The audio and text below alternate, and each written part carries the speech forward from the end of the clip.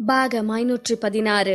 அவந்திகா மருத்துவமனையிலிருந்து தப்பி வெளியே வரவும் அவளை துரத்தி கொண்டு இன்னும் 4-5 நபர்களும் மருத்துவமனையை விட்டு வெளியே வந்தார்கள்.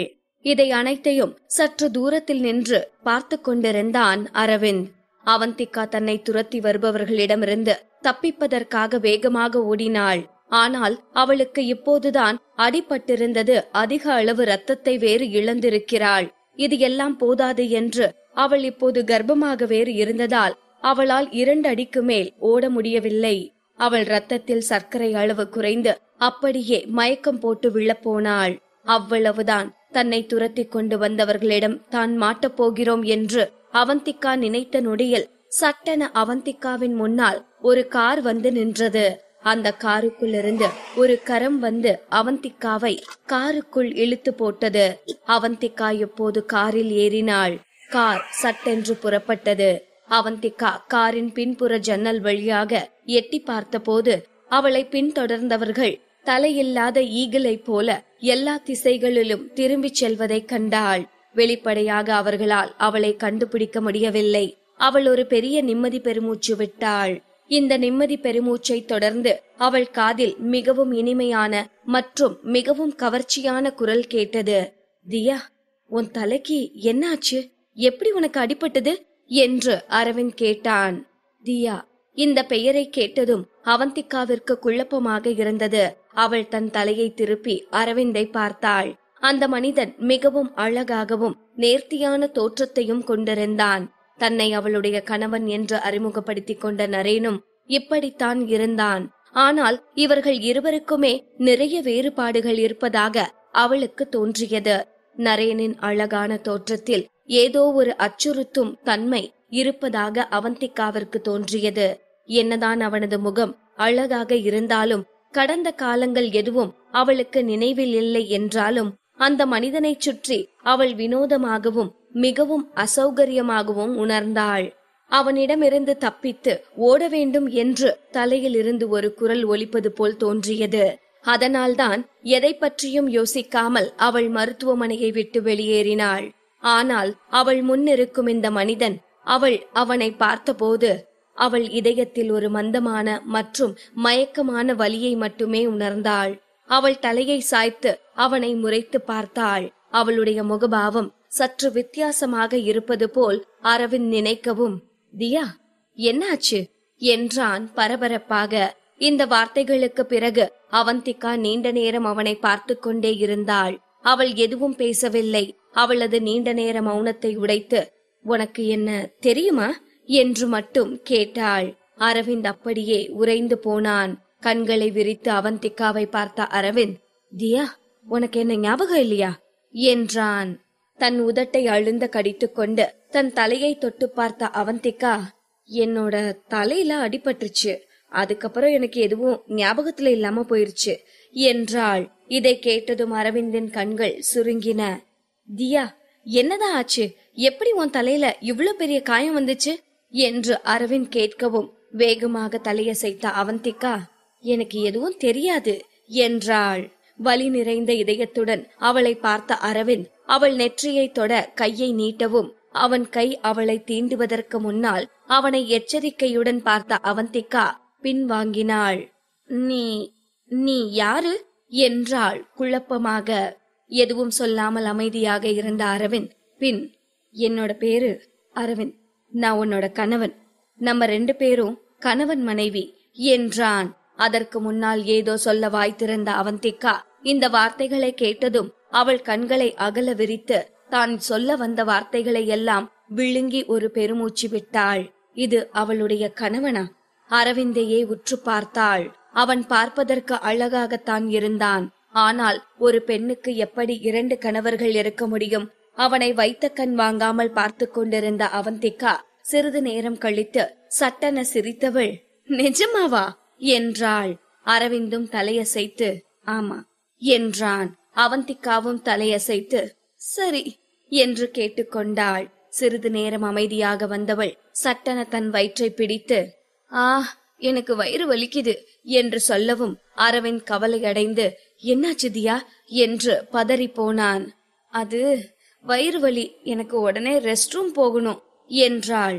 அரவிந்தும் காரை நிறுத்தி அருகில் இருந்த மாலில் இருக்கும் ரெஸ்ட் ரூமிற்கு அவந்திகாவை செல்லச் சொன்னான்.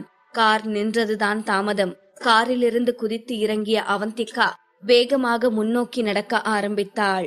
அதுவும் செல்லும் போது பின்னால் திரும்பி பார்த்து கொண்டே சென்றாள். அரவிந்த் காரை விட்டு இறங்கி அவளை நோக்கி நடக்கவும் இப்போது அவந்திகா வேகம் எடுத்து ஓட ஆரம்பித்தாள்.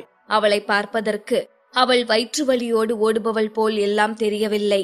அரவிந்த் அவளை பின்தொடர்வதற்குள் அவனை சுற்றி ஒரு கூட்டம் கூடிவிட்டது. இந்த வாய்ப்பை பயன்படுத்தி கொண்ட அவந்திகா வேகமெடுத்து மாலுக்கு ஓடினாள்.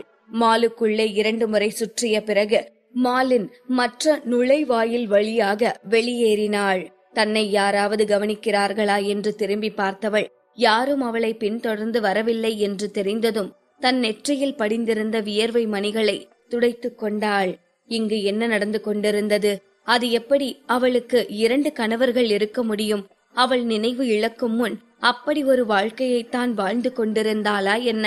நரேன், அரவிந்த் இருவரில் யாராவது ஒருவர் பொய் சொல்கிறார்களா, இல்லை இருவருமே அவளிடம் பொய் சொல்கிறார்களா என்பது அவளுக்கு புரியவில்லை. அவந்திகா தலையை சாய்த்து யோசித்து பார்த்தாள். அவளால் கண்டுபிடிக்க முடியவில்லை. ஆனால் நிச்சயமாக அவள் யாரையும் முட்டாள்தனமாக பின்பற்ற போவதில்லை. அவள் அரவிந்தின் காரில் இருந்து இறங்கும் போதும் அரவிந்தான் கெட்டவன் என்றும் அவனிடமிருந்து தப்பித்தால் போதும் என்று தோன்றியது. ஆனால் இப்போது எங்கு செல்வது, என்ன செய்வது அவளுக்கு ஒன்றும் தெரியவில்லை. அனைத்தும் மிக குழப்பமாக இருந்தது.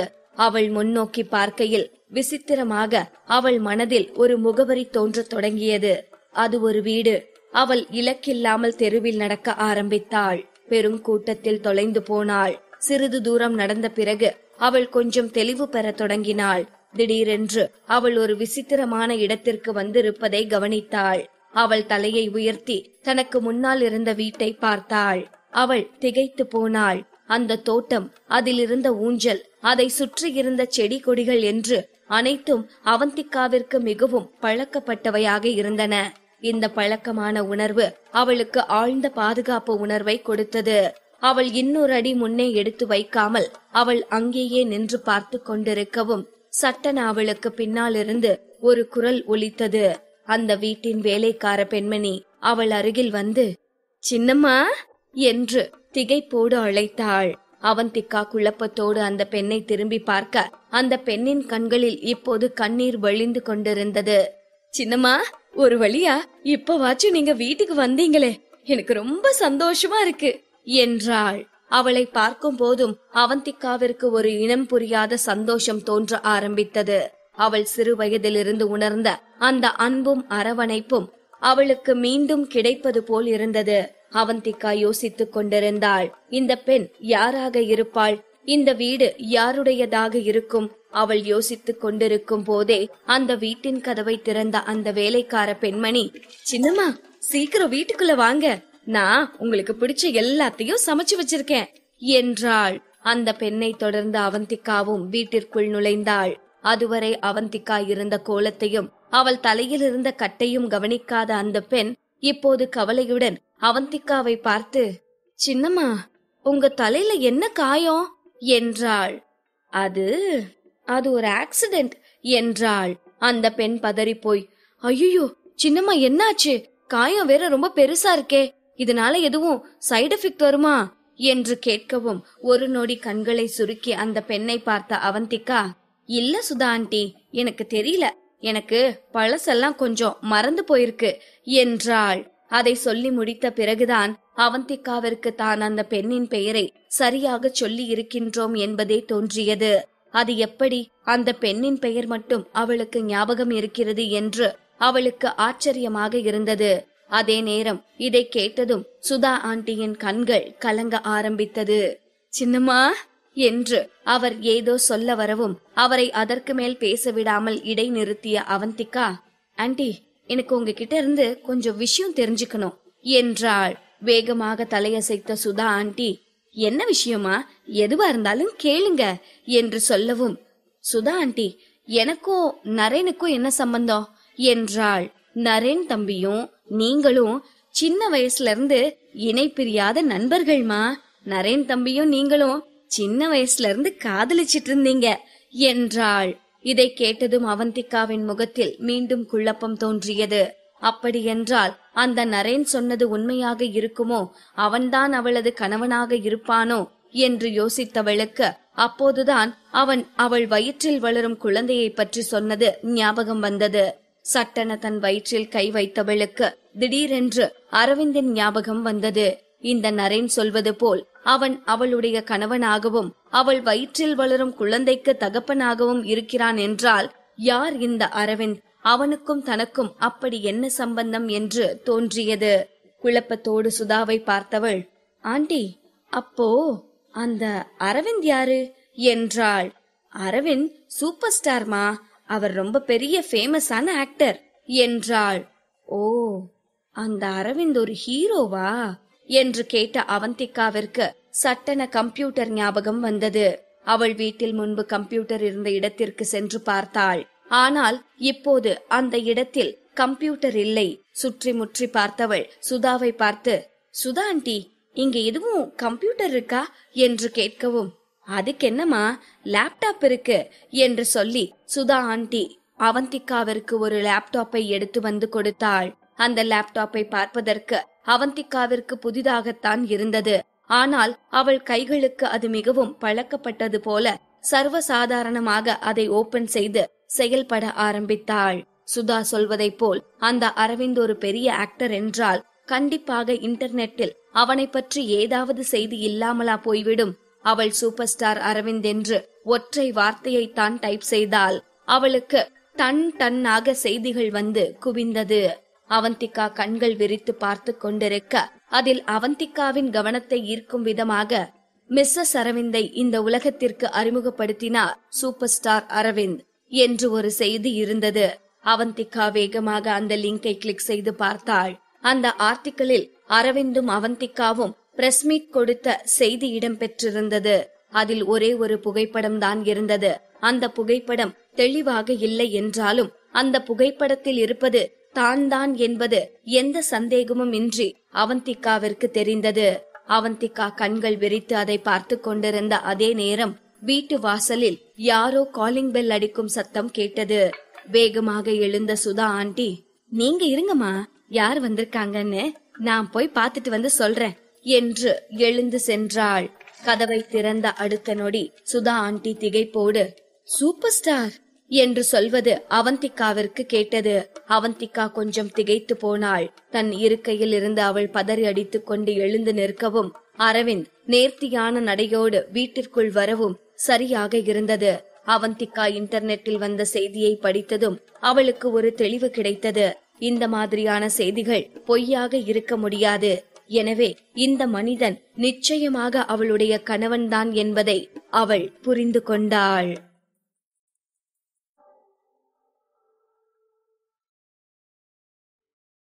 பாகம் 517. அவந்திகா இன்டர்நெட்டில் தேடி பார்த்ததை வைத்து அரவிந்தான் அவளது கணவன் என்பதை உறுதி செய்து கொண்டாள். இப்போது அவளை நோக்கி வந்து கொண்டிருக்கும் அரவிந்தை பார்த்து வலிய புன்னகைத்த அவந்திகா, வாங்க அரவிந்த், நீங்க இங்கே வந்துட்டீங்களா என்றாள். மிகவும் சோகமான முகத்தோடு அவந்திகாவை நோக்கி ஒரு அடி எடுத்து வைத்த அரவிந்த், தியா, நம்ம 2 பேருக்கும் நிஜமாவே கல்யாணம் ஆகிருச்சு, பிளீஸ் என்ன நம்பு என்றான். இதை கேட்ட அவந்திகா, கண்டிப்பா கண்டிப்பா நான் உங்களை நம்புறேன் என்று சொன்னவள் சிறு குழந்தை போல கழுத்தில் கை வைத்து, நான் சத்தியமா உங்களை நம்புறேன் என்றாள். அவந்திகா இந்த பதிலை மிகவும் விரைவாக சொன்னாள். ஆனால் இதை சொல்லி முடித்ததும் தான் தன் தலையில் தானே அடித்துக் கொள்ளலாம் போல் அவளுக்கு இருந்தது. இப்போது அவளுக்கு எந்த சந்தேகமும் இல்லை. இன்டர்நெட்டில் இருந்த செய்தியில் குறிப்பிடப்பட்டிருந்ததால் அதுதான் உண்மையாக இருக்கும். அவள் மிஸ்ஸஸ் அரவிந்த் தான். ஆனாலும் சுதா ஆண்டி சொன்னது போல் நரேனும் அவளும் சிறு வயது காதலர்களாக இருந்ததால் அவள் ஏன் அரவிந்தை திருமணம் செய்து கொண்டாள்? அப்படியே அரவிந்தை திருமணம் செய்து கொண்டாலும் இப்போது அவள் வயிற்றில் எப்படி நரேனின் குழந்தை வளர்கிறது? இந்த விஷயம் மிகவும் மோசமானதாகவும் மிகவும் சிக்கலானதாகவும் அவந்திகாவிற்கு தோன்றியது. ஒருவேளை என்று ஏதோ யோசித்து பார்த்த அவந்திகாவின் கண்கள் விரிந்தது. ஒருவேளை அவள் அரவிந்தை டிவோர்ஸ் செய்துவிட்டு நரேனை திருமணம் செய்து கொண்டாளா? இல்லை அரவிந்திற்கு தெரியாமல் நரேனோடு தொடர்பில் இருந்தாளா? ஒரு நொடி தன் வயிற்றில் கை வைத்து பார்த்த அவந்திகா தான் நரேனின் குழந்தையை வயிற்றில் சுமந்து கொண்டு இருப்பதாகவும் இந்த அழகான சூப்பர் ஸ்டாருக்கு தான் துரோகம் செய்து விட்டோம் என்று எண்ணி அவள் முகம் சுளித்தாள். சில முறை எதுவும் பேசாமல் கண்களை சிமிட்டிக் கொண்டிருந்த அவந்திகா பரிதாபமாக அரவிந்தை பார்த்தாள். அரவிந்திற்கு தான் எவ்வளவு மோசமாக ஏமாற்றப்பட்டிருக்கிறோம் என்பது தெரியுமோ தெரியாதோ என்று நினைத்து அவன் மீது அவளுக்கு பரிதாபமாக இருந்தது. தியா, என்னாச்சு? ஏன் என்ன அப்படி பார்த்துட்டு இருக்க? உனக்கு தலை வலிக்குதா? என்னடா ஆச்சு என்று அரவிந்த் அவளிடம் மிகவும் அக்கறையாகவும் பாசமாகவும் விசாரித்துக் கொண்டிருந்தான். இதை பார்த்த அவந்திகாவிற்கு கண்டிப்பாக தான் அவனுக்கு துரோகம் செய்து கொண்டிருக்கிறோம் என்பது அவனுக்கு தெரிய வாய்ப்பில்லை. அப்படி தெரிந்திருந்தால் அவன் இவ்வளவு பாசமாக இருந்திருக்க வாய்ப்பில்லை. இவ்வளவு நல்ல மனிதனுக்கு துரோகம் செய்ததை நினைத்து அவந்திகாவிற்கு தன் மீதே கோபம் வந்தது. அவள் மனதில் பெரும் அழுத்தத்தை உணர ஆரம்பித்தாள். அவள் தன் பார்வையை உயர்த்தி அரவிந்தை பார்த்து சிரித்தாள். ஆதரவாக அவள் கையை பிடித்த அரவிந்த், தியா, உனக்கு இப்ப எப்படி இருக்கு என்றான். ஓ, நான் நல்லா இருக்கேன், ரொம்பவே நல்லா இருக்கேன், சூப்பரா இருக்கேன் என்று அவந்திகா சட்டென பதிலளித்தாள். அவர்கள் இருவரும் பேசிக் கொண்டிருக்கும் போதே சுதா ஆண்டி தட்டில் நிறைய உணவுப் பொருட்களோடு கிச்சனில் இருந்து வெளியே வந்தவர், சின்னம்மா வாங்க, வந்து சாப்பிட்டுட்டு பேசுங்க என்று சொல்லவும் அவந்திகா வேகமாக தலையசைத்து டைனிங் டேபிளிற்கு சென்றாள். அவளோடு சேர்ந்து நடந்து வந்த அரவிந்தின் பார்வை மொத்தமும் அவந்திகாவின் தலையில் இருந்த காயத்தின் மீதுதான் இருந்தது. ஒரு பெருமூச்சு விட்டவன், அவந்திகா, நீ என் கூட சென்னைக்கு வா, அங்க போய் நம்ம நல்ல டாக்டர் கிட்ட போலாம் என்றான். அவந்திகா முதலில் சரி என்று தலையசைத்தவள் பிறகு எதையோ யோசித்து பார்த்தவள் போல், என்ன, நீங்க என்ன சொன்னீங்க? இல்ல வேணாம், நான் வரல என்றாள். அவர்கள் மட்டும் மருத்துவமனைக்கு சென்றால் அவள் கர்ப்பமாக இருப்பதை அந்த மருத்துவர் கண்டுபிடித்து விடுவார்தானே. கூடாது, அப்படி எதுவும் நடக்க கூடாது என்று நினைத்து பயந்த அவந்திகா, இல்ல இல்ல, நான் டாக்டர் கிட்ட எல்லாம் வரமாட்டேன், நான் ரொம்பவே நல்லாத்தான் இருக்கேன் என்றாள். இதை சொன்ன அரவிந்தை கூர்ந்து பார்த்து கொண்டிருக்கவும் அவளது பார்வை அரவிந்திற்கு ஒரு எச்சரிக்கையாக இருந்தது.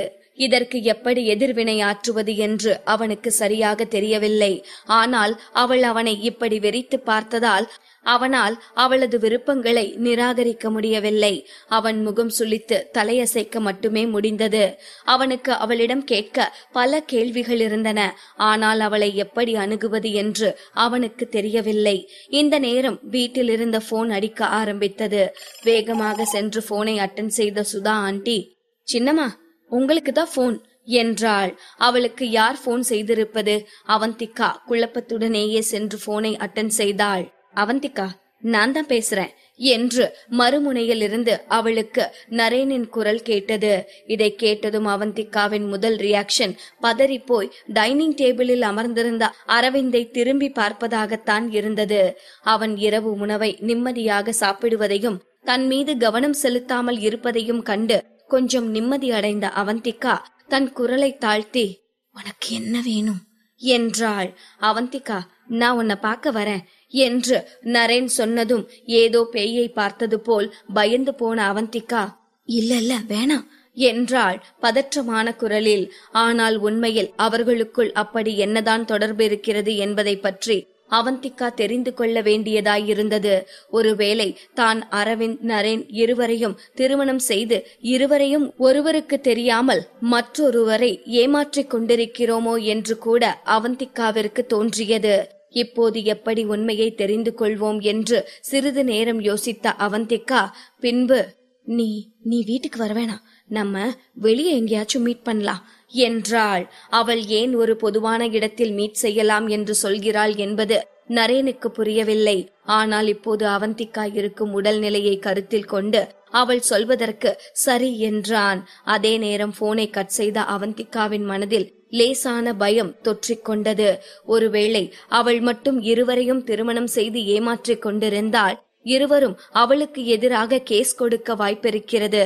இதையெல்லாம் யோசித்தவள் தன்னைத்தானே சமாதானப்படுத்திக் கொண்டு இயல்பாக முகத்தை வைத்தவள் ஒன்றுமே நடக்காதது போல் அரவிந்திடம் சென்று, அரவிந்த், நீங்க ஏன் இங்கேயே ரெஸ்ட் எடுக்க கூடாது? நான் கொஞ்சம் வெளியே போயிட்டு வரணும்னு நினைக்கிறேன் என்றாள். அரவிந்த் முகம் சுளித்து அவளை பார்த்தான். ஆனால் சிறிது நேரம் கழித்து தலையசைத்தான். அவள் இருக்கும் உடல்நிலைக்கும் மனநிலைக்கும் அவள் தனியாக எங்கும் வெளியே செல்லக்கூடாது என்பது அரவிந்திற்கு தெரியும் தான். ஆனாலும் இப்போது அவளுக்கு முழுதாக எதுவும் ஞாபகம் இல்லை.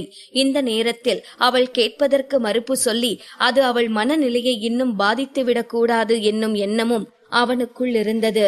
அரவிந்த் எந்த மறுப்பும் சொல்லாமல் அனுமதி கொடுத்த சந்தோஷத்தில் அவந்திகா முன் கதவை திறந்து வீட்டை விட்டு வெளியேறினாள். அதே நேரம் அரவிந்தும் அவளுக்கு தெரியாமல் அவளை பின்தொடர ஆரம்பித்தான்.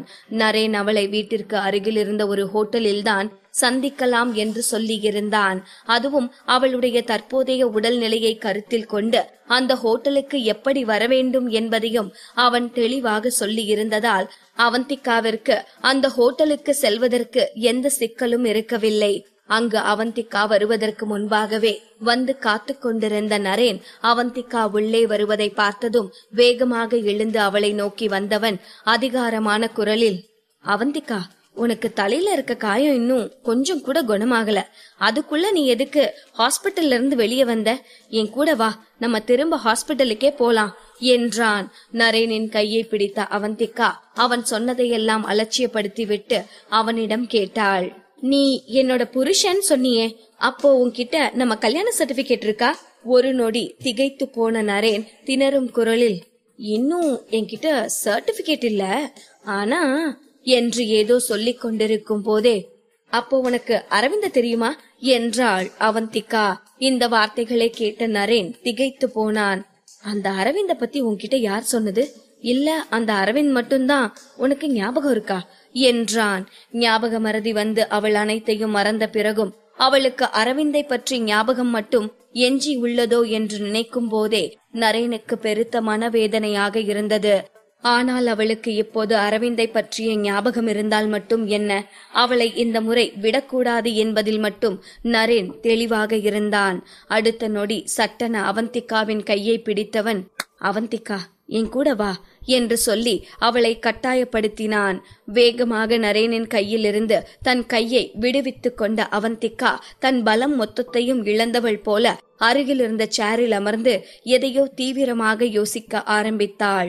பொறுமை இழந்த நரேன், அவந்திகா, இப்பவே என் கூட வா, நாம இந்த இடத்த விட்டு போகணும் என்று சொல்லவும், ஐயோ நரேன், நாம இப்படி பண்ணக்கூடாது, இது ரொம்ப தப்பு என்றாள். நரேனின் முகபாவத்தையும் அவன் நடந்து கொண்ட விதத்தையும் வைத்து அரவிந்தையும் அரவிந்தோடு அவளுக்கு இருக்கும் உறவையும் தன் முன்னால் இருக்கும் இந்த மனிதன் நன்றாக தெரிந்து வைத்திருக்கிறான் என்பது அவந்திகாவிற்கு நன்றாக புரிந்தது. அப்படி என்றால் அரவிந்திற்கு தெரியாமல் அவள் நரேனுடன் உறவு வைத்திருந்தாளா என்ன? அவள் தன் ஞாபகங்களை இழப்பதற்கு முன்னால் இவ்வளவு கேவலமானவளாக இருந்தாளா? இப்போது அவந்திகாவிற்கு தன்னை நினைத்தே அருவருப்பாக இருந்தது. அவள் நடந்து கொள்வதை பார்த்து குழம்பி போன நரேன், அவந்திகா, நம்ம 2 பேருக்குள்ள இருக்க உறவு என்று பேச ஆரம்பிக்கும் போதே அவனை இடைமறித்த அவந்திகா, நரேன், நம்ம 2 பேருக்கு நடுவுல இருக்கிற உறவை உடனே பிரேக்கப் பண்ணி ஆகணும் என்றாள். இதை கேட்ட நரேன் மீண்டும் அதிர்ந்து போனான். என்னது, பிரேக்கப்பா என்ற வார்த்தைகள் அதிர்ச்சியில் வெளிப்பாடாய் அவன் வாயிலிருந்து வெளியே வந்தன. அவர்கள் இதுநாள் வரை ஒரு நாள் கூட ஒன்றாக இணைந்து வாழ்ந்ததில்லை. அதற்குள் பிரேக்கப்பா? இது எப்படி சாத்தியமாகும்? அவந்திகா அடுத்து ஏதோ பேச போனாள். ஆனால் அவள் கண்ணின் ஓரத்தில் பார்த்தபோது அரவிந்த் அந்த ஹோட்டலுக்குள் நுழைவதை அவளால் பார்க்க முடிந்தது. அவள் உடனே பீதியடைந்தாள். இப்போது அவள் உடலெல்லாம் வியர்க்க ஆரம்பித்தது. அரவிந்த் மட்டும் இப்படி ஒரு நிலைமையில் அவர்களை பார்த்தால் அவனது பொறுமையெல்லாம் காற்றில் கரைந்து விடும் தானே. இதை யோசித்த அவந்திகா அந்த ஹோட்டலிலிருந்து வெளியே செல்வதற்கு வேறு ஏதாவது வழி இருக்கிறதா என்று பார்த்தாள். ஆனால் அப்படி எந்த வழியும் இல்லை என்று தெரிந்ததும் வேகமாக நரேனை பிடித்தவள் அவனை ரெஸ்ட் ரூமிற்கு அழைத்து சென்று மிகவும் குறுகலான யூனிசெக்ஸ் கழிவறையில் போட்டு அடைத்தாள். நரேன் அப்படியே தடுமாறி போனான். உண்மையில் அவள் என்ன செய்து கொண்டிருக்கிறாள் என்பது பற்றி நரேனுக்கு எதுவும் புரியவில்லை. அவந்திகா, நீ என்னதான் பண்ணிட்டு இருக்க என்று அவன் பொறுமை இழந்து கேட்கவும் தன் உதட்டில் கை வைத்து அவனை அமைதியாக இருக்கச் சொல்லி சைகை காட்டிய அவந்திகா பின்பு மெல்லிய குரலில், நரேன், அரவிந்த் இங்கதான் இருக்கான். நம்ம மட்டும் இந்த மாதிரி விஷயத்துல அரவிந்த் கிட்ட மாட்டணும்னா என்ன ஆகும்னு யோசிச்சு பாரு என்றாள். நரேன் திகைத்து போனான். இப்போதுதான் அவந்திகா தன்னை ஒரு கள்ளக்காதலனாக நினைத்து மூடி மறைக்க பார்க்கிறாள் என்பது அவனுக்கு புரிந்தது. அப்படியென்றால் அவர்களுக்குள் கள்ள தொடர்பு இருக்கிறது என்று அவந்திகா நினைத்து கொண்டிருக்கிறாளா? இதை நினைத்ததும் நரேனுக்கு சிரிப்புதான் வந்தது. அவர்களுக்குள் எப்போது உறவு இருந்தது? அவனது முகபாவனை இருண்டது. அவந்திகா, எனக்கு அந்த அரவிந்த பார்த்து எந்த பயமும் இல்ல என்றான் சத்தமாக. அவன் முகத்துக்கு முன்னால் அவனை சாந்தப்படுத்துவது போல கையை அசைத்த அவந்திகா, ஓகே ஓகே, எனக்கும் இது நல்லாவே தெரியும் நரேன். ஆனா நாம 2 பேரும் சேர்ந்து அவனுக்கு துரோகம் பண்ணிருக்கோம். அப்படி இருக்கும்போது நாம கொஞ்சம் கூட குற்ற உணர்ச்சி இல்லாம நடந்துக்க முடியாது என்றாள். என்னது, அவனுக்கு எதிராக துரோகம் செய்து விட்டனரா? இதை நினைத்தால் நரேனுக்கு கோபம்தான் வந்தது. இது நாள் வரை ஒரு நாள் கூட அந்த அரவிந்திற்கு தான் துரோகம் செய்து விட்டதாக நரேனுக்கு தோன்றியதில்லை. அவள் நரேனிடம் ஏதோ பேச முயற்சிப்பதற்கு முன்னால் அரவிந்த் அந்த ஹோட்டலுக்குள் வருவதை அவந்திகாவால் தெளிவாக பார்க்க முடிந்தது.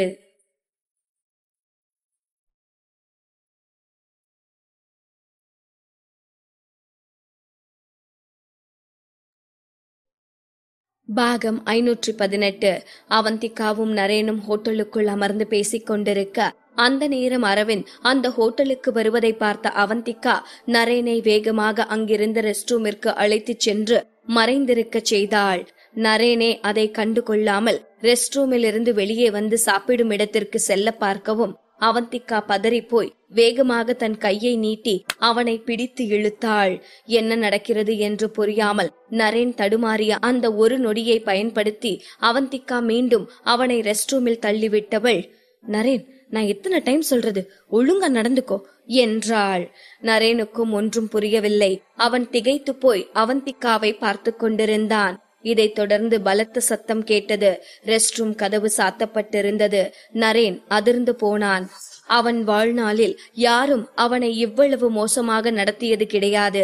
அவன் தன் தலையை அழுந்த கோதிக்கொண்டான். அவன் முகபாவனை இருண்டது. சிறு வயதாக இருக்கும் போது அவர்கள் அனைவரும் ஒன்றாக விளையாடும் போதெல்லாம் சூர்யா மற்றவர்களை கேலி கிண்டல் செய்து கொண்டிருப்பான். ஆனால் அவன் ஒரு நாளும் நரேனிடம் இவ்வளவு மோசமாக நடந்து கொள்ள துணிந்ததில்லை. அவந்திகா கூட கடந்த காலத்தில் அவனிடம் மிகவும் அன்பாகத்தான் நடந்து கொள்வாள். ஆனால் இப்போது அவள் முகத்தை மாற்றிக்கொண்டு அவனை கடுமையாய் திட்டிய விதம் பார்ப்பதற்கு சிறு வயதில் அவள் ஒவ்வொரு முறையும் சூர்யா ஏதாவது தவறு செய்யும் போது அவனிடம் நடந்து கொள்வது போல் இருந்தது.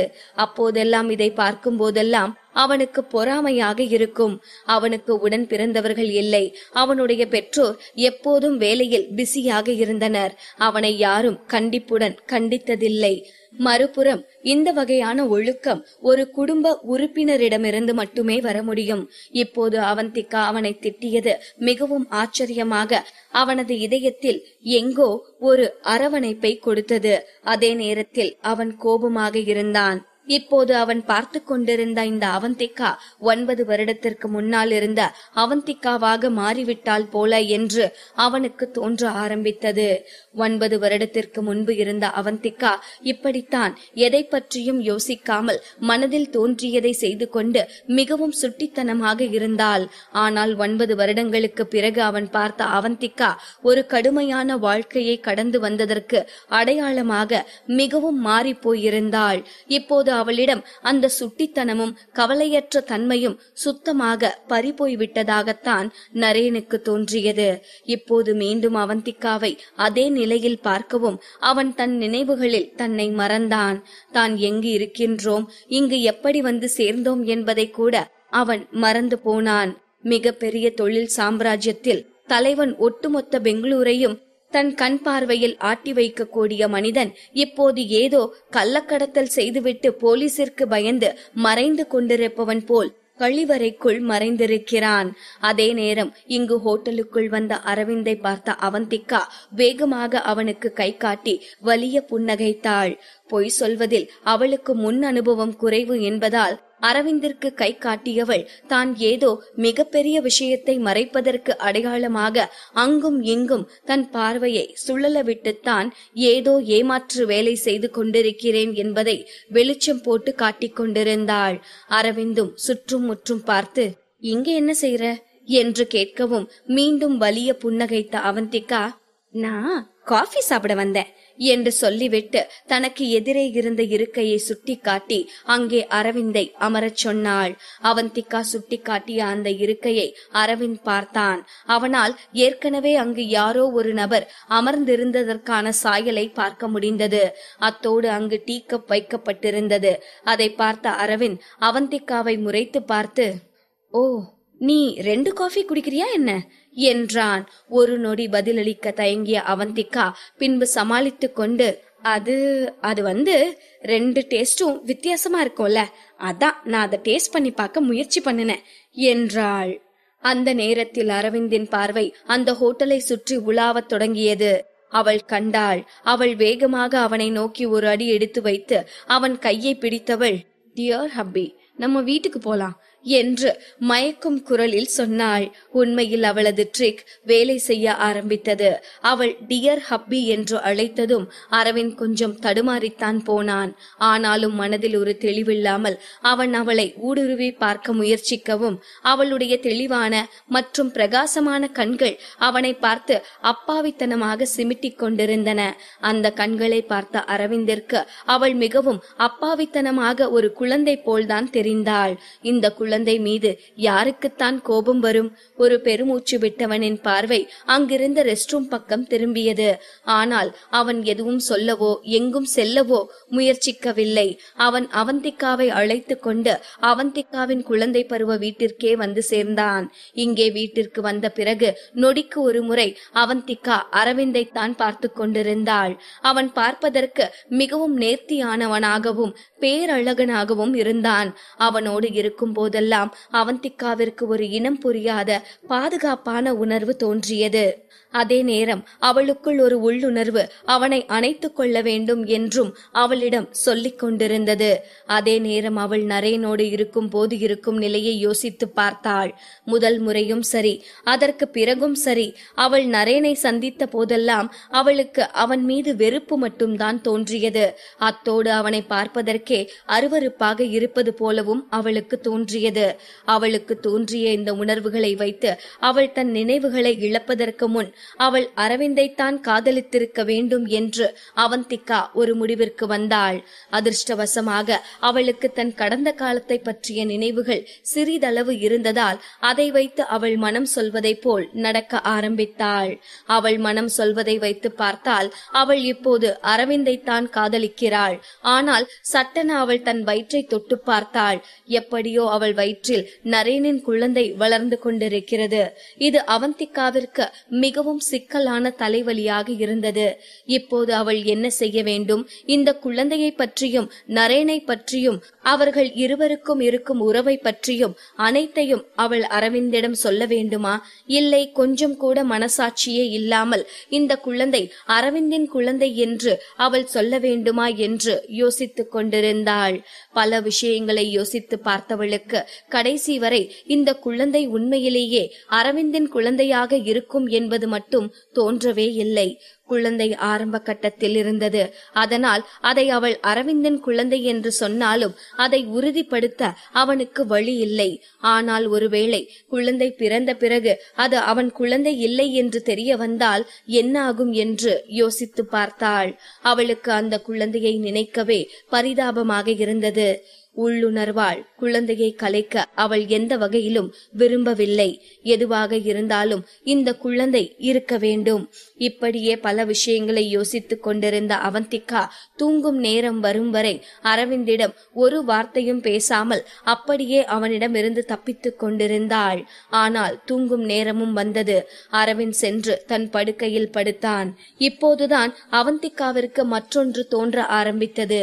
இன்று இரவு அவள் எங்கு படுப்பாள்? அரவிந்தோடுதான் படுப்பாளா? அது எப்படி சாத்தியமாகும்? என்னதான் அவளது உள்ளுணர்வு அரவிந்தோடு இருப்பதைத்தான் விரும்புகிறது என்றாலும் இப்போது அவள் எப்படி அரவிந்தோடு ஒன்றாக ஒரே படுக்கையில் படுக்க முடியும்? என்னதான் இருந்தாலும் இப்போதைக்கு நரேனை போலவே அரவிந்தும் அவளுக்கு யார் என்று தெரியாத ஒரு மனிதன்தானே. தன் மனதிற்குள் தோன்றிய அனைத்து சந்தேகங்களையும் ஒதுக்கி தள்ளிய அவந்திகா மெதுவாக படுக்கையின் ஓரத்தில் அமர்ந்து தான் வேறு அறைக்கு செல்கிறேன் என்று அரவிந்தை சமாதானப்படுத்த ஆரம்பித்தாள். ஹப்பி, அது என்று அவள் என்ன பேசுவது என்று தெரியாமல் தயங்கிக் கொண்டிருக்கவும் அவளை நிமிர்ந்து பார்த்த அரவிந்த், என்னாச்சு தியா, நீ டயர்டா இல்லையா என்றான். ஆமாமா, நான் ரொம்பவே டயர்டா தான் இருக்கேன் என்று உடனடியாக அவந்திகாவிடமிருந்து பதில் வந்தது. அது ஒன்றும் பொய்யில்லை. அவளுக்கு தலையில் அடிபட்டிருக்கிறது. அவள் மருத்துவமனையிலிருந்து தப்பித்து வந்ததிலிருந்து எதையெதையோ யோசித்து தன்னைத்தானே இன்னும் சிரமப்படுத்தி கொண்டிருக்கிறாள். இப்போது அவளுக்கு கண்கள் சொருகி கொண்டு வந்ததுதான். அவளை பார்த்த அரவிந்த், அப்புறம் என்ன, போய் தூங்கு என்றான். அது ஹப்பி என்று அவள் தயங்கிக் கொண்டிருக்கவும் அவளை கூர்ந்து பார்த்த அரவிந்த், தியா என்றான். அதுவரை எங்கோ பார்த்து கொண்டிருந்த அவந்திகா இப்போது நேராக நிமிர்ந்து அவனை பார்த்தாள். தியா, நம்ம 2 பேரும் எப்படி மீட் பண்ணணும்னு நீ தெரிஞ்சுக்கணுமா என்றான். அவந்திகாவிற்கு சட்டென ஆர்வம் தோன்றியது. அவள் கடந்த காலத்தை தெரிந்து கொள்ள வேண்டும் என்று வேகமாக தலையசைத்தாள். அரவிந்த் தன் அருகே இருந்த இடத்தை தொட்டு காண்பிக்கவும் ஒரு நொடி தயங்கிய அவந்திகா பின்பு நல்ல பிள்ளையாக அமைதியாக சென்று அங்கு படுத்துக் கொண்டாள். எல்லாவற்றிற்கும் மேலாக அவளுக்கு இப்போது அவள் கடந்த காலத்தை பற்றி தெரிந்து கொள்ள வேண்டும். அப்போதுதான் அவள் ஒரு சரியான முடிவை எடுக்க முடியும். இல்லை என்றால் வாழ்நாள் முழுவதும் இப்படி 2 ஆண்களோடு அவளது வாழ்க்கை நரகமாகிவிடும் என்று அவளுக்கு தோன்றியது. அவன் அருகில் படுத்தும் அரவிந்த் எதுவும் பேசாமல் இருக்கவும், நம்ம எப்படி மீட் பண்ணணும் என்று அவந்திகாவே பேச்சை ஆரம்பித்தாள். அரவிந்த் யோசித்து பார்த்தான். பின்பு மெதுவாக அவந்திகாவை பார்த்து திரும்பி படுத்தவன், நீ என்ன பார்த்த அந்த முதல் சந்திப்புல இருந்தே காதலிக்க ஆரம்பிச்சிட்ட என்றான். எல்லாவற்றிற்கும் மேலாக அவர்கள் முதலில் விளையாட்டில் சந்தித்த தருணத்திலிருந்து அவள் அவனை பின்தொடர்ந்து தொந்தரவு செய்து கொண்டிருந்தாள். அப்படியென்றால் நிச்சயமாக அது முதல் பார்வையிலேயே காதல் என்றுதானே அர்த்தம். அவந்திகா திகைத்து போனாள். இதை கேட்கவே அவளுக்கு அதிர்ச்சியாக இருந்தது, அதே நேரம் ஆர்வமாகவும் இருந்தது. அடுத்து என்ன நடந்துச்சு என்று அவசரப்படுத்தினாள். அப்புறம் என்ன காதலிக்க சொல்லி டார்ச்சர் பண்ணி என் பின்னாடியே வந்த என்றான் அரவிந்த். அவன் ஒன்றும் பொய் சொல்லவில்லையே. வீடியோ கேம்களை விளையாட அவள் தினமும் அவனை துன்புறுத்திய விதம், விளையாட்டில் அவன் அவளை எத்தனை முறை தோற்கடித்தாலும் கொஞ்சம் கூட சளைக்காமல் மீண்டும் மீண்டும் அவள் அவனை பின்தொடர்ந்த விதம், இது எல்லாம் காதல் டார்ச்சர் என்றும் சொல்லலாம் தானே. அவந்திகா அவனையே கண்கொட்டாமல் பார்த்து கொண்டிருந்தாள். அரவிந்த் தொடர்ந்து பேச ஆரம்பித்தான். நீ சின்ன வயசுல இருந்து வசதியா வாழ்ந்த பொண்ணு. ஆனா நான் அப்படி இல்ல. நான் என்னோட வாழ்க்கைய நடத்துறதுக்காக சினிமா இண்டஸ்ட்ரியில சேர வேண்டி இருந்துச்சு என்றான். அரவிந்த் சொன்ன அனைத்தும் கிட்டத்தட்ட உண்மைதான். ஆனால் அவன் உண்மையை உள்ளது போல் இல்லாமல் கொஞ்சம் திரித்து சொல்லிக் கொண்டிருந்தான். அவன் சொன்ன அனைத்தையும் உண்மை என்று நம்பிய அவந்திகாவின் கற்பனை எல்லையின்றி பறக்க ஆரம்பித்தது. ஒரு பணக்கார இளம்பெண் புதிதாக நடிக்க வந்த ஒரு ஏழை நடிகன் மீது காதல் கொண்டு அவனை துரத்தி துரத்தி காதலித்து இறுதியாக அவனையே திருமணம் செய்து கொண்ட காட்சியெல்லாம் அவளது கற்பனையில் ஓட ஆரம்பித்தது. ஆனால் அவளுக்கு ஒன்று மட்டும் இடித்து கொண்டே இருந்தது.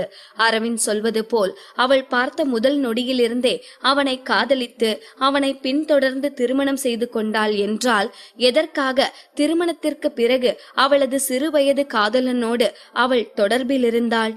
எவ்வளவு யோசித்தாலும் இதற்கான விடை மட்டும் அவளுக்கு கிடைக்க மாட்டேன் என்றது. அவள் இதை பற்றி யோசித்து தன்னைத்தானே துன்புறுத்தி கொண்டிருந்த நேரம் அவளை கூர்ந்து பார்த்த அரவிந்த், தியா தியா என்று கூப்பிடவும் அவந்திகா ஏதோ ஒரு சிந்தனையுடனேயே என்றாள். தியா, நீதான் உன்னை காதலிக்கணும்னு என்னை கட்டாயப்படுத்தி காதலிக்க வச்ச. இப்போ நான் என் உயிரை விட அதிகமா உன்னை காதலிச்சிட்டு இருக்கேன் என்றான். இந்த வார்த்தைகளில் அவந்திகா உருகி போனாள். அவள் எதுவும் பேசாமல் அவனை பார்த்து கொண்டிருக்கவும், அதனால என்று சொல்லி அரவிந்த் நிறுத்தினான். அதனால என்ன என்று அவந்திகா குழப்பமாக கேட்கவும், எனக்கு நீதான் பொறுப்பேத்துக்கணும் தியா. எந்த காலத்திலயும் நீ என்னை விட்டுட்டு போக கூடாது. அதை என்னால தாங்கிக்கவே முடியாது என்றான். அவ்வளவுதான் அவந்திகாவின் மனதில் பெரும் குற்ற உணர்வு தோன்ற ஆரம்பித்தது. அவளால் என்ன சொல்ல முடியும்? இவ்வளவு பாசமாகவும் பரிதாபமாகவும் ஒருவன் காதலை கேட்கும் போது அது அவளால் முடியாது என்று மறுத்து பேச முடியுமா என்ன?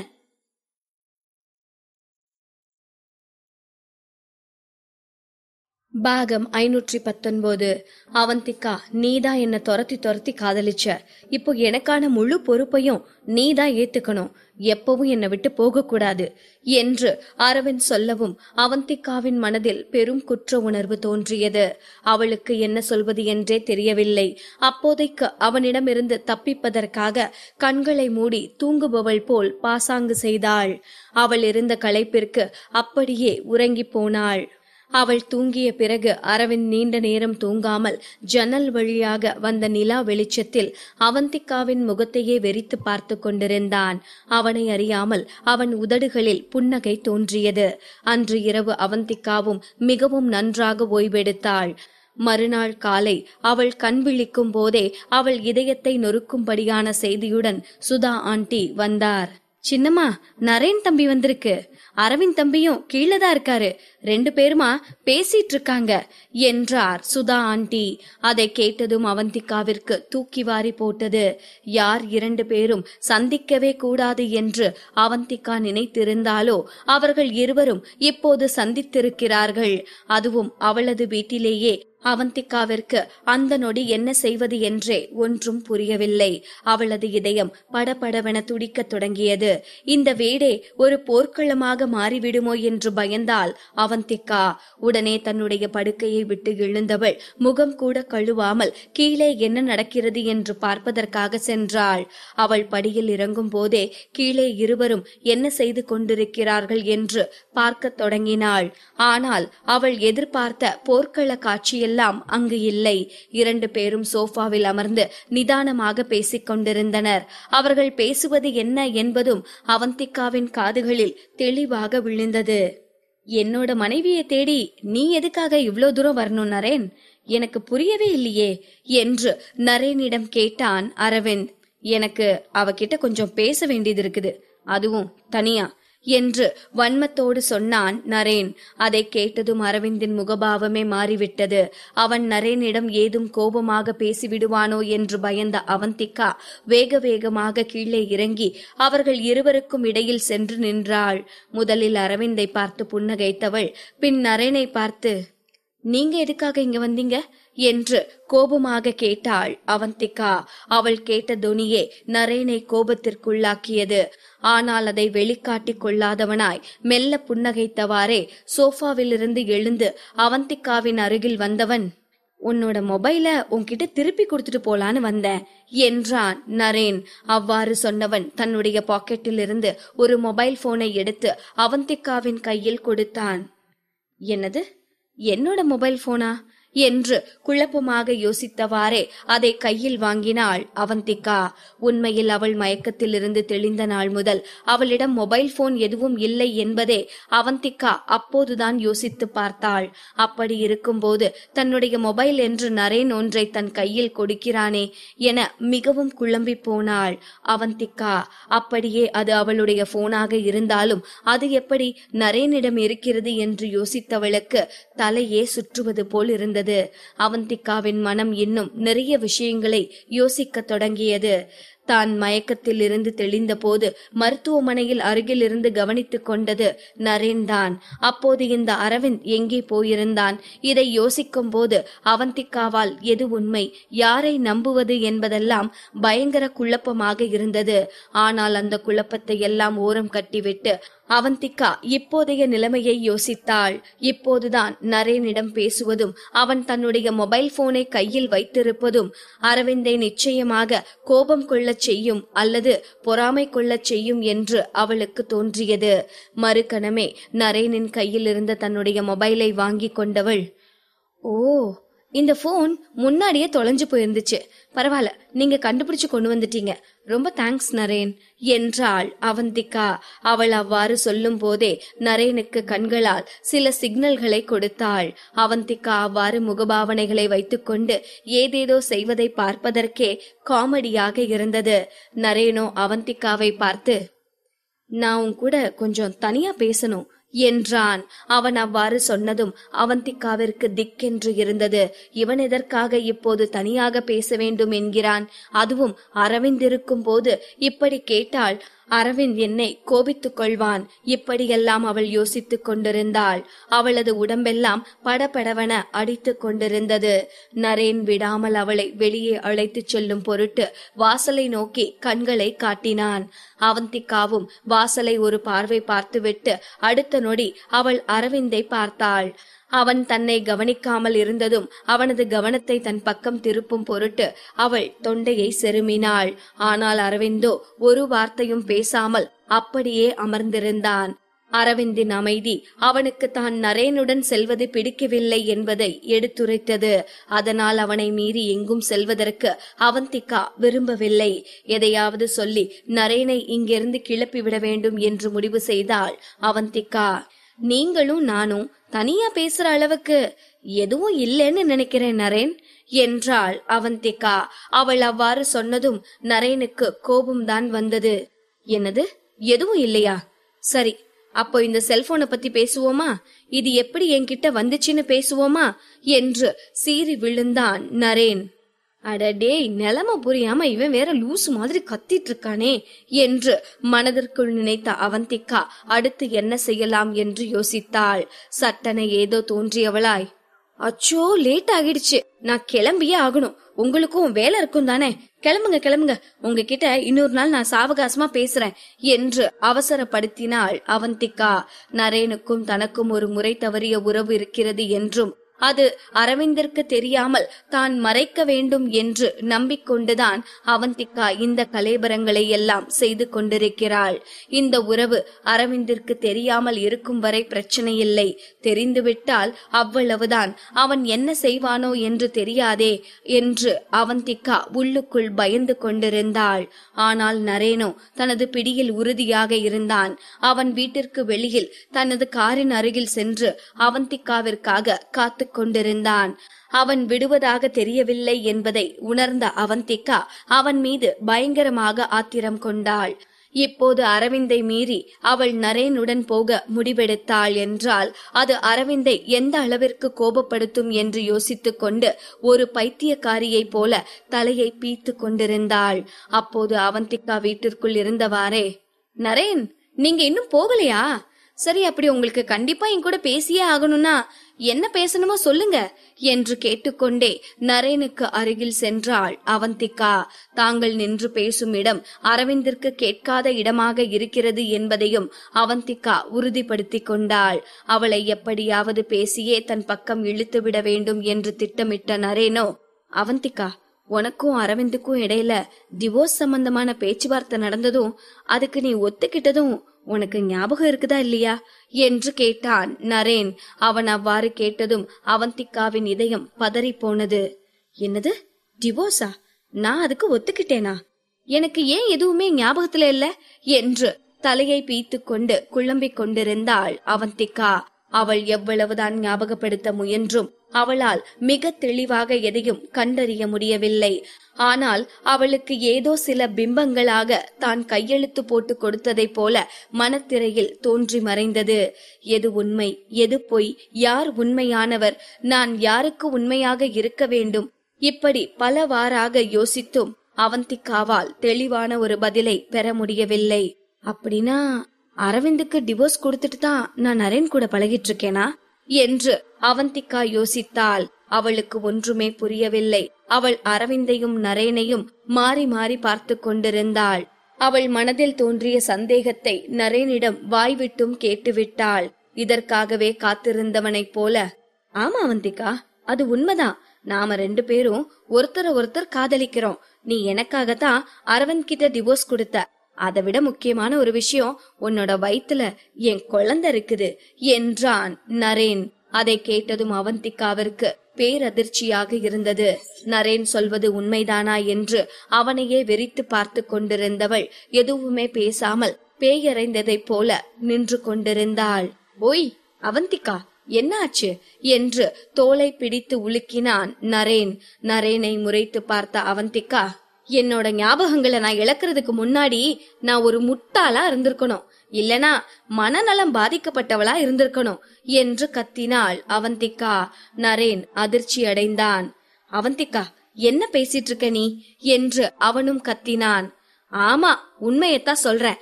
நான் அப்படித்தான் இருந்திருக்கணும். அப்படி இல்லாம நல்ல மனநிலையில இருக்க பொண்ணா இருந்திருந்தா, அதோ அங்க அவ்வளோ அழகா இருக்காரே அரவிந்த், அவருக்கு டிவோர்ஸ் கொடுத்துட்டு ஒன்ன மாதிரி ஒரு ஆள் கூட கள்ள தொடர்புல இருப்பேனா சொல்லு என்று ஆத்திரத்துடன் கத்தியவளுக்கு உடனே அழுகையும் வந்தது. அவள் பேசியதை கேட்ட நரேனுக்கோ அதிர்ச்சியிலும் அதிர்ச்சி. இப்ப என்ன சொன்ன? அரவிந்த் அழகானவனா? அப்படின்னா அவனோட கம்பேர் பண்ணையில அவனை விட நான் அழகுல கம்மியா இருக்கேன், அதானே இவ சொன்னதோட அர்த்தம் என்று மனதிற்குள்ளேயே குமுறினான் நரேன்.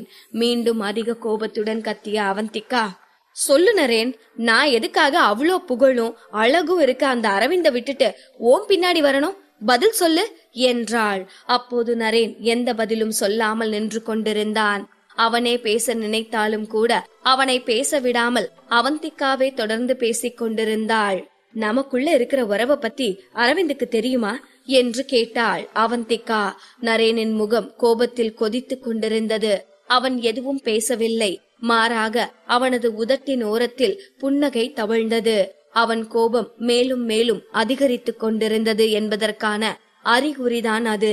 நரேனின் கோபம் உச்சத்தை தொட்டால் அவன் தனக்கு முன்னால் இருப்பது யார் என்றெல்லாம் பார்க்க மாட்டான், அடித்தே கொன்று விடுவான். ஆனால் தலையில் கட்டுடனும் வெளிரிய முகத்துடனும் இருக்கும் அவந்திகாவை பார்த்ததும் அவனது கோபம் எல்லாம் அப்படியே காணாமல் போய்விட்டது. அவளது அப்பாவி முகம் அவனுடைய கோபத்தை எல்லாம் கரைத்து கொண்டிருந்தது. அதே நேரம் அவந்திகா திரும்பி வீட்டிற்குள் இருக்கும் அரவிந்த் எங்கே வெளியே வந்து தாங்கள் பேசிக் கொண்டிருப்பதை கேட்டு விடுவானோ என்று பயந்தாள். மீண்டும் மீண்டும் தலையை திருப்பி திருப்பி பார்த்து கொண்டிருந்தாள். அவள் பயத்தை உணர்ந்து கொண்ட நரேனோ உள்ளுக்குள்ளேயே வன்மமாக சிரித்தான். அவளது பயம் அவனுக்குள் ஒரு உற்சாகத்தை உண்டு பண்ணியது. நரேன் பதில் எதுவும் சொல்லாமல் சிரித்து கொண்டு நிற்பதை பார்த்த அவந்திகா மிகுந்த கோபத்துடன், இப்ப ஏன் சிரிக்கிற? பதில் சொல்லு. நமக்குள்ள இருக்கிற உறவை பத்தி அரவிந்துக்கு தெரியுமா தெரியாதா என்று கேட்டாள். ஒரு பெருமூச்சு விட்ட நரேன், அரவிந்துக்கு என்று ஏதோ சொல்ல வர அவனை தடுத்து நிறுத்திய அவந்திகா, தெரியாது. இந்த விஷயம் அரவிந்துக்கு நிச்சயமா தெரிஞ்சிருக்காது, தெரியவும் கூடாது. அவருக்கு தெரியறதுக்கு முன்னவே நான் பண்ணின தப்பெல்லாம் சரி செஞ்சிடுறேன், பழையபடி சுத்தமானவளா மாறிடுவேன் என்றாள் அவந்திகா. இவ என்ன சொல்றா? ஒண்ணுமே புரியலையே என்று மனதில் நினைத்து கொண்டே அவந்திகாவையே பார்த்து கொண்டிருந்தான் நரேன். அவந்திகாவிற்கோ நரேன் என்ன சொல்ல போகிறானோ என ஒரே பதட்டம். தான் கர்ப்பமாக இருப்பதையும் அரவிந்தால் சீக்கிரமே கண்டுபிடித்து விட முடியும் என்கிற பயத்திலிருந்து அவளால் மீளவே முடியவில்லை. நரேன் அவளை அதற்கு மேலும் பதட்டத்தில் வைத்திருக்க விரும்பாதவனாய், ஆமா, நீ சொன்னது சரிதான், அரவிந்துக்கு நமக்குள்ள இருக்க எதுவும் தெரியாது என்றான். அவந்திகாவிற்கு அப்போதுதான் நிம்மதியாக இருந்தது. ஒரு நீண்ட பெருமூச்சு விட்டவள், அப்பாடா, இது போதும் என்றாள். அவளது நிம்மதியை கண்ட நரேனுக்கு வெறுப்பாக இருந்தது. வேகமாக அவளது கையை பற்றி இழுத்தவன், அவந்திகா, நம்ம 2 பேரும் ஒருத்தர் காதலிக்கிறோம். நீ அரவிந்த டிவோர்ஸ் பண்ணிட்டு என் கூடவே வந்துரு, அதுதான் நம்ம 2 பேருக்குமே நல்லது. அதத்தான் அவந்திகா நீயும் விரும்பின, இப்ப ஏன் இப்படி மாத்தி பேசுற என்று கத்தினான் நரேன். அவன் பேசியதையெல்லாம் கேட்ட அவந்திகாவிற்கோ வெறுப்பாக இருந்தது. தனது உதட்டை கடித்து கொண்டு நரேனை முறைத்தவள், நான் உன் கூட வந்துட்டா அப்போ அலீனாவோட நிலைமை என்ன ஆகுறது என்று கேட்டாள். அதை கேட்ட நரேன் திடுக்கிட்டான்.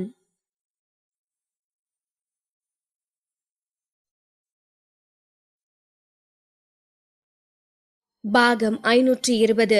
நரேன் தன்னுடன் வந்துவிடும்படி அவந்திகாவை வற்புறுத்தவும், அப்படியானால் அலீனாவின் நிலை என்று அவந்திகா கேட்டவுடன் அப்படியே அதிர்ச்சி அடைந்தான்.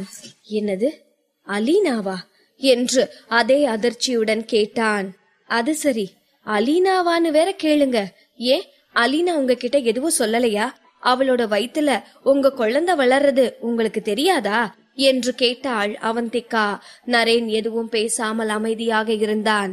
இங்க பாருங்க நரேன், உங்களுக்குன்னு ஒரு பொண்ணு இருக்கா. சோ தயவு செஞ்சு என்ன விட்டுருங்க. நானும் அரவிந்தும் சந்தோஷமா இருக்கணும்னு நான் நினைக்கிறேன். இந்த குழந்தைய என்று ஏதோ சொல்ல வந்தவள் அதற்கு மேல் எதுவும் சொல்ல முடியாமல் வார்த்தை தடுமாறி நின்றாள். நரேனுக்கோ அவள் சொன்னதெல்லாம் ஒரே திகைப்பாக இருந்தது. ஏய், என்ன சொல்ற அவந்திகா? அலீனா என்னோட குழந்தைய சுமக்கிறாளா என கோபமாக கேட்டான் நரேன். ஆமா, அலீனா தான் என்கிட்ட இந்த விஷயத்த சொன்னா. அவ சொல்லும் போது அவ கண்ணுல பொய் தெரியல, அதனால அது உண்மையாத்தான் இருக்கும். இங்க பாரு நரேன், அவ நல்ல பொண்ணு, கல்யாணம் ஆகாதவ. அவ உனக்கு ஏத்த பொண்ணா இருப்பான்னு எனக்கு தோணுது. உண்மைய சொல்லணும்னா இப்ப வர உன்னை என்னால ஞாபகத்துல கொண்டு வரவே முடியல. நீ சொல்ற விஷயங்கள் எதுவும் நமக்குள்ள நடந்தது மாதிரி எனக்கு எந்த ஞாபகமும் இல்ல. உன்னை பத்தின எந்த ஒரு பின்புலமும் எனக்கு தெரியாது.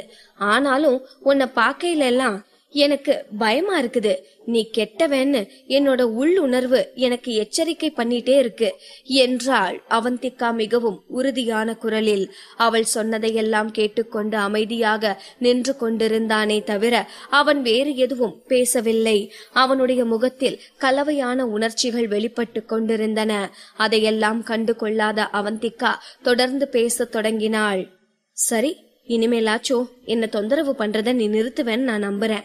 நரேன், உனக்கு புரியுதா இது எவ்வளவு பெரிய தப்புன்னு? உன்னால எதையும் யோசிக்காம என்ன உன் கூட வான்னு கூப்பிட முடியும்.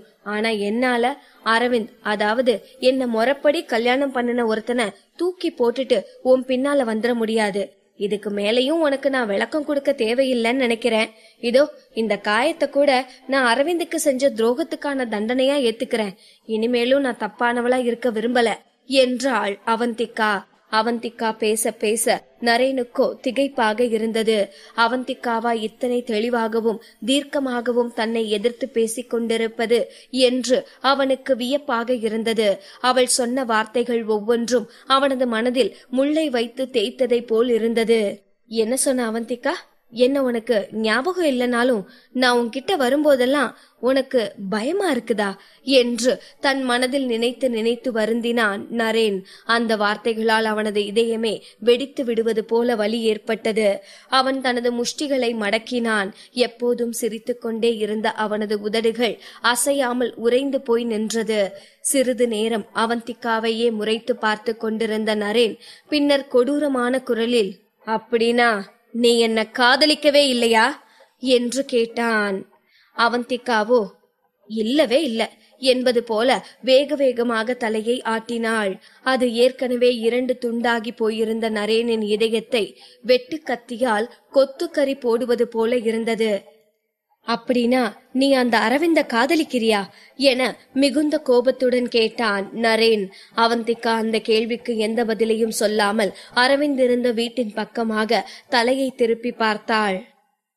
எனக்கு தெரியல, என்னால இப்ப எதையும் உறுதியா சொல்ல முடியல.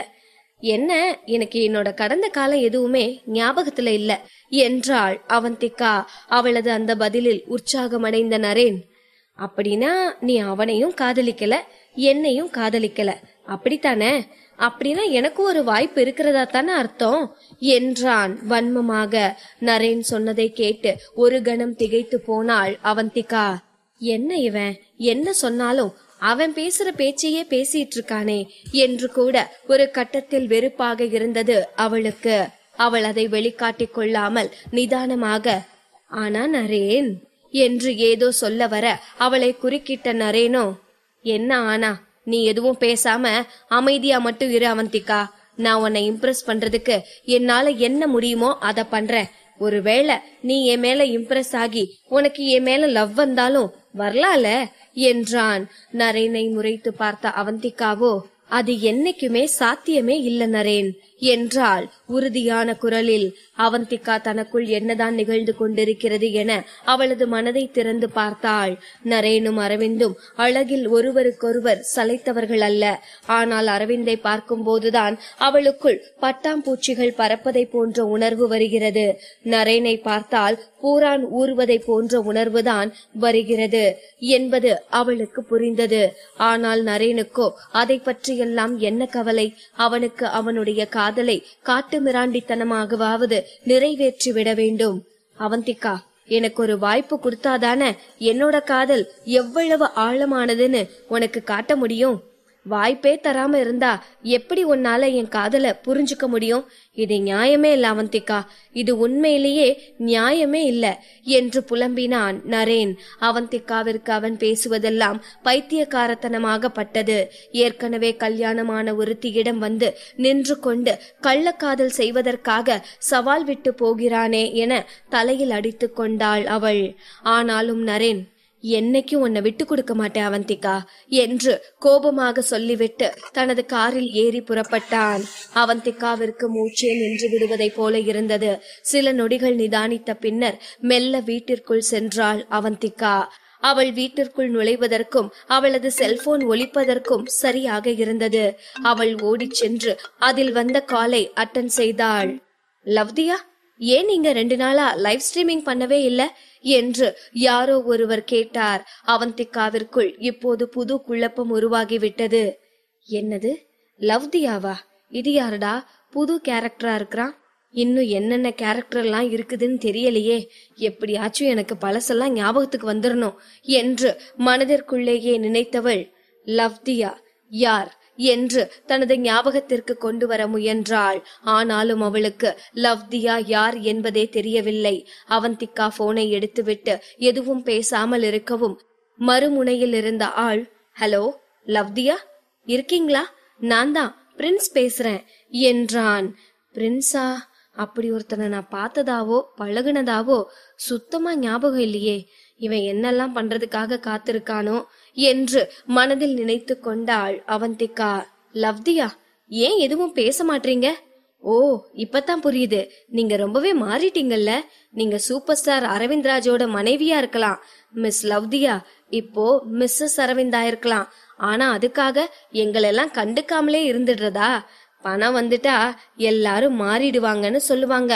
ஆனா லவ்தியா நீங்களும் மாறுவீங்கன்னு நான் கொஞ்சம் கூட நினைச்சே பார்க்கல என்றான் பிரின்ஸ். அவனை அதற்கு மேலும் எதுவும் பேச விடாமல் குறுக்கிட்ட அவந்திகா, என்ன பேசி முடிச்சாச்சா? பிளீஸ் முதல்ல என்ன நடந்துச்சுன்னு தெரிஞ்சுக்கிட்டு பேசுங்க. என்னோட தலையில அடிபட்டு எனக்கு எல்லாமே மறந்து போயிடுச்சு. எனக்கு எதுவுமே ஞாபகத்துல இல்ல. சொல்ல போனா இவ்ளோ நேரம் மூச்சு முட்ட பேசுனீங்களே, நீங்க கூட எனக்கு யாருன்னு தெரியல. சோ நீங்க யாருன்னு தெளிவா எனக்கு கொஞ்சம் சொல்ல முடியுமா என்று கேட்டாள். ஒரு நிமிடம் அவந்திகா சொன்னதை கேட்டு திடுக்கிட்ட பிரின்ஸ், நீ சொல்றதெல்லாம் உண்மைதானா? உனக்கு எதுவும் ஞாபகம் இல்லையா என்று கேட்டான். அவந்திகாவும், ஆமா, எனக்கு எதுவுமே ஞாபகத்துல இல்ல என்றாள். ஓ மை காட், என்ன சொல்றீங்க? நீங்க தான் எங்க பிசி டீமோட கேப்டன். நம்ம ஒரு போட்டி நடத்துறோம். அதுக்கான பிராக்டிஸ்க்கு நீங்க சில நாளாவே வரல. அதான் என்ன ஆச்சுன்னு தெரிஞ்சுக்கலாமேன்னு கால் பண்ணுனா நீங்க என்னன்னா இப்படி ஒரு அதிர்ச்சியான விஷயத்த சொல்றீங்க என்றான் பிரின்ஸ். பிசி டீமா, கேப்டனா என அவந்திகாவிற்கு எல்லாமே சேர்ந்து தலையே சுற்றியது. அவளால் எதையுமே ஞாபகத்தில் கொண்டு வர முடியவில்லை. அப்படியே திகைத்து போய் நின்றாள். ஹலோ லவ்தியா, இருக்கீங்க தானே? உங்க போனுக்கு நம்ம கேமிங் சென்டரோட அட்ரஸ் அனுப்பியிருக்கேன். வேகமா கிளம்பி வாங்க. போட்டிக்கு இன்னும் கொஞ்ச நாள் தான் இருக்குது. நீங்க வந்து பிராக்டிஸ் பண்ணினாதான் நம்ம டீம்ல ஜெயிக்க முடியும். அதனால எவ்வளவு சீக்கிரம் வர முடியுமோ அவ்வளோ சீக்கிரம் வந்து சேருங்க, புரியுதா என்றான் பிரின்ஸ். அவந்திகா எதுவும் பேசாமல் அமைதியாகவே இருந்தாள். அவளுக்கு உண்மையில் என்ன சொல்வது என்றே தெரியவில்லை.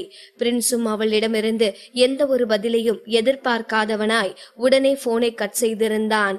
போன் கட்டானதும் அதற்கு ஒரு மெசேஜ் வந்திருந்தது. அதை ஓபன் செய்து பார்த்தபோது அதில் பிரின்ஸ் போனில் சொன்னதை போலவே ஒரு அட்ரஸ் இருந்தது. அந்த அட்ரஸையே பார்த்து கொண்டிருந்த அவந்திகாவின் மனத்திரையில் சில பிம்பங்கள் உருவாகி ஓடத் தொடங்கின. அவள் ஒரு பெரிய அறையில் அமர்ந்திருக்கிறாள். அந்த அறையில் இன்னும் பலரும் பல கம்ப்யூட்டர்களுக்கு முன்னால் அமர்ந்திருக்கிறார்கள். அவர்கள் எல்லோரும் மிக தீவிரமாக போர் யுக்திகளை பற்றி விவாதித்துக் கொண்டிருக்கிறார்கள். அந்த நபர்களின் முகம் அவந்திகாவிற்கு தெளிவாக தெரியவில்லை. ஆனால் அது அவளது கடந்த கால வாழ்க்கையில் நிகழ்ந்த சம்பவம் என்று மட்டும் அவளுக்கு உறுதியாக தெரிந்தது. அப்படியானால் போனில் பிரின்ஸ் சொன்னது போல் அவள் உண்மையிலேயே பிசி குழுவின் உறுப்பினர் தானா என்ற சந்தேகம் அவளுக்குள் முளைவிடத் தொடங்கியது. அதே நேரம் நரேன் அவனது வீட்டுக்குள் அங்கும் இங்குமாக நடந்து கொண்டிருந்தான். அவனது முகத்தில் வழக்கமாக இருப்பதை விட இன்று சற்று கூடுதலாகவே வன்ம சிரிப்பு கூடிக்கொண்டிருந்தது. அவந்திகாவே நேரடியாகவே அவனை பிடிக்கவில்லை என்று சொல்லி இருந்தாலும் கூட நரேன் அவ்வளவு எளிதில் விட்டு விடுவானா என்ன? 8 வருட காத்திருப்பிற்காக அவனுக்கு ஒரு பரிசாகத்தான் அவந்திகாவின் கடந்த கால நினைவுகள் பறிபோயிருக்கிறது என்று குருட்டுத்தனமாக நம்பினான் நரேன். இதை ஒரு சரியான வாய்ப்பாக பயன்படுத்தி அவந்திகாவை தனக்கே உரியவளாக ஆக்கிக் கொள்ள வேண்டும் என்று நினைத்தான். அவன் அவந்திகாவை கைவிடும் எண்ணத்தில் இல்லவே இல்லை. நரேன் இவ்வாறு யோசித்துக் கொண்டிருந்த போது யாரோ ஒரு பெண் தன்னை நோக்கி நடந்து வருவதை பார்த்தான். அந்த பெண்ணையே உற்று பார்த்த நரேன் அவளை அப்படியே நிறுத்தினான். அது வேறு யாருமல்ல, அலீனாதான். அவள் மிகச் சாதாரணமாக நடந்து வந்து நரேனின் அருகில் வந்து நின்று அவனது கையை பற்றி கொண்டாள். லீடர், நீங்க அவந்திகா வீட்டுக்குள்ள போனீங்களா? அவ இப்போ எப்படி இருக்கா என கேட்டான். அவளது நடவடிக்கையையும் பயமற்ற பார்வையையும் கவனித்த நரேனால் அவள் அவந்திகாவிடம் குழந்தை விஷயத்தை பற்றி சொல்லி இருப்பாள் என்று நம்ப முடியவில்லை. இருந்தாலும் அவனுக்குள் ஒரு சந்தேகம் இருந்து கொண்டே இருந்தது. அலீனாவை பார்த்து கொண்டிருந்தவன் தனது விரல்களால் அவளது தாடையை பற்றி கொண்டு அவளது முகத்தை உயர்த்தி தன்னை பார்க்கும்படி செய்தான். நரேன் எப்பொழுதும் அலீனாவிடம் இவ்வாறுதான் நடந்து கொள்வான் என்றாலும் இன்று அவனது பிடியில் இருந்த முரட்டுத்தனம் அலீனாவை மிகவும் பீதியடைய செய்தது. இருந்தாலும் தனது பயத்தை வெளிக்காட்டிக் கொள்ளாமல் முகத்தை சாதாரணமாக வைத்துக் கொண்ட அலீனா, என்னாச்சு லீடர் என அப்பாவி போல கேட்டாள். அவளை முறைத்து பார்த்த நரேன், நீ அவந்திகா கிட்ட என்ன சொன்ன என்று கோபமாக கேட்டான். லீடர், நீங்க எதை பத்தி கேக்குறீங்க? நான் அவன்கிட்ட எதுவுமே சொல்லலையே என தோள்களை குலுக்கிக் கொண்டே மிகவும் சாதாரணமாக சொன்னாள் அலீனா. நீ எதுவுமே சொல்லலையா? இதை என்ன நம்ப சொல்றியா என கோபத்தின் உச்சத்தில் கத்தினான் நரேன். அடுத்த கணம் அவளை பலமாக பிடித்து கீழே தள்ளியதும் அலீனா நிலை தடுமாறி கீழே விழுந்தாள். உனக்கென்ன அவ்வளோ திமிரா? அவந்திகா கிட்ட போய் ஓ வயித்துல வளர்ற குழந்தைக்கு நான் தான் காரணம்னு சொல்லியிருக்க. அவளை என்னை விட்டு போக சொல்லி மிரட்டியிருக்க. இதெல்லாம் பண்றதுக்கு உனக்கு எங்க இருந்து தைரியம் வந்துச்சு? உன் கூட நான் காலம் முழுக்க இருக்கணும்னு நினைக்கிறியா என உச்சக்கட்ட கோபத்தில் கண்ணா பின்னாவென கத்திக் கொண்டிருந்தான் நரேன். அலீனா கண்கள் நிறைந்த கண்ணீருடன் லீடர் என தட்டு தடுமாறி பேசினாள். ஏய், எதுவும் பேசாத. நீ பேசுற எதையும் நான் கேட்க விரும்பல என்று அவளை பேசக்கூட விடாமல் கத்திக் கொண்டிருந்தான் நரேன். அலீனாவிற்கு அந்த சூழலில் என்ன செய்வது என்றே தெரியாமல் அமைதியாக அவனையே உற்று பார்த்தவாறு இருந்தாள்.